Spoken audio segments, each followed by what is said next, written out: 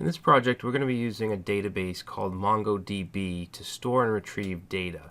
So I wanted to take a few minutes and talk about what MongoDB is. Alright, so MongoDB is a NoSQL database. Now, this isn't the best term to describe these types of databases because it sounds like without SQL. But what it actually means is not only SQL, because it is in fact possible to use SQL, structured query language, with a NoSQL database. So the term that actually makes more sense is non-relational, and we'll get to that in a second. So MongoDB is also known as a document database, which is one of a few types of NoSQL databases. So it stores data inside of documents. It doesn't use tables and rows like a relational database does. Instead, it uses collections of documents. And documents are basically formatted like JSON objects. So if you understand JSON and how that's structured, objects and arrays of objects, then you already essentially understand how MongoDB stores its data.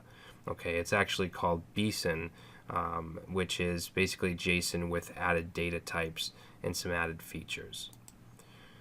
So let's look at some of the advantages of not only MongoDB but to NoSQL. So first of all, it's schemaless, and I say partially schemaless because you still need to have some defined structure to your data, but it doesn't have to be in the database layer. So for instance, with MySQL, you have to think of all of your tables, all your columns, your fields, even the field types before you can do anything. Alright, so you'd have to go into the command line or into something like phpMyAdmin, and let's say you have a blog. You'll need to know all of the fields that your posts will have, whether they'll have a title, a body, tags, and anything else. Okay, with MongoDB, you don't need a predefined set of rules for your data. You can create that as you go.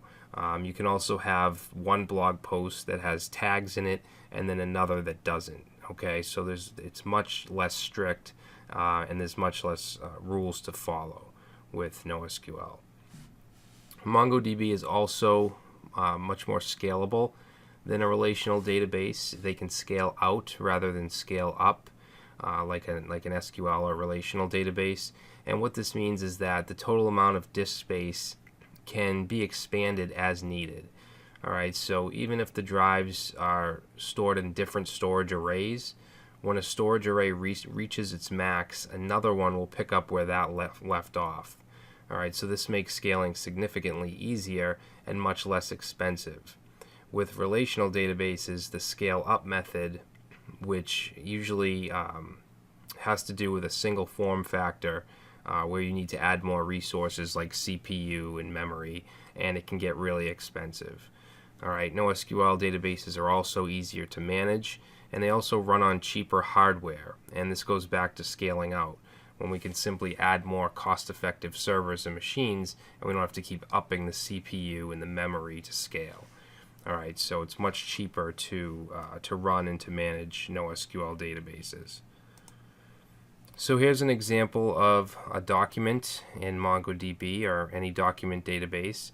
You can see it's formatted just like a JSON object. We have a user, and we have some curly braces here with some fields. There's a name, John Doe. This is a string. You can see it has quotes around it.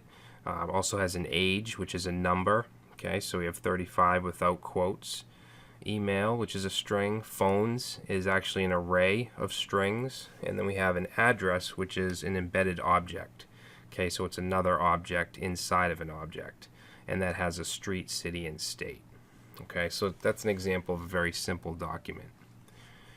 So here's some very common pieces of syntax that you would use with MongoDB.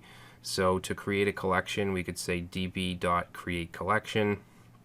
In this case, we're creating a user's collection, and then we can run different methods on that user. So for instance, db_users insert, and then we could pass in an object, in this case a name and an email. Okay, if we want to find all the users, we could say db.users.find. We could also specify queries in here if we want to find specific users.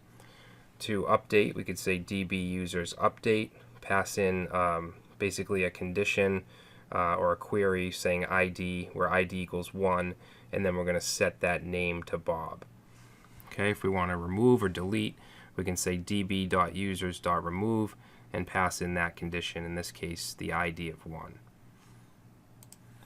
Alright, now when we're working with MongoDB with Node and Express, we need a way to connect to the database, and there's a lot of different modules and drivers we can use.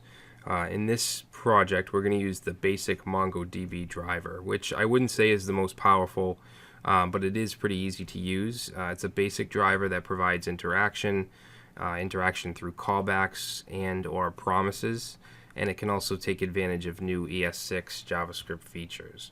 Alright, to install it's very simple. We just do npm install MongoDB --save to save it in our package.json file. Alright, so here's a simple example of how we can connect using the driver. We're creating a variable Mongo client, then we're requiring the module and just calling .mongo client. Then we can create a URL here or store the URL in a variable, which is at MongoDB localhost. This is the default port that MongoDB runs on, and then the database. Alright, then we take that Mongo client, we call .connect, pass in the URL, and then we have a callback function that will give us our DB instance. Okay, and then we're just saying console log connected to the server. Okay, so it's as simple as that to connect to MongoDB using the driver. And here's a simple example of creating a function to find documents. So we have var find documents equals a function, and in here we're passing in db and a callback. Okay, we're setting a variable of collection equal to db.collection, and then we would pass in the collection name. Alright, then we could take that collection and call .find to array is going to return it as an array, and then we'll have this docs passed in here that we can use, and we can pass it to a template or to another callback or function, and we can do what we want with the documents. Alright, so that's a quick rundown of MongoDB and the MongoDB driver. In the next video we'll go ahead and get MongoDB installed.